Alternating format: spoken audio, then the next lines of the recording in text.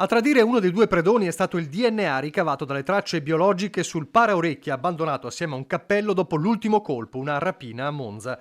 Un elemento che ha consentito alla squadra mobile di arrestare due georgiani di 37-38 anni senza fissa dimora, pregiudicati proprio per furto, che in 3 mesi nel 2022 hanno messo a segno una ventina di razzie e colpi tra Veneto e Lombardia per un bottino di oltre 100.000 euro, soprattutto denaro, contante e gioielli. Erano specializzati in furti in appartamento, ma quando il 9 marzo, sorpresi da un inquilino a Monza, lo hanno aggredito per darsi alla fuga, si sono trasformati in veri e propri rapinatori. L'impressionante tour criminale inizia in Veneto, 4 province dal gennaio 2022. Si parte dalla Marca, a Mogliano 2 colpi il 9 gennaio e il 16 febbraio, spariscono soldi, monili, elettrodomestici e quadri.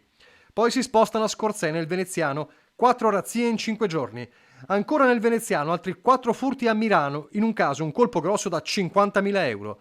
Nuovo obiettivo il Vicentino, a Tiene, a febbraio, 3 colpi da 12.000 euro e a Bassano del Grappa 3 razzie. L'ultima tappa a Padova, sempre a febbraio, un colpo. Poi a marzo ritroviamo i predoni in Lombardia, furti a Crema, Gallarate e Monza, con la rapina risultata fatale per la loro attività criminale. Banditi meticolosi, prima di agire, numerosi sopralluoghi, fotografie delle case e informazioni che si scambiavano attraverso delle chat in lingua georgiana.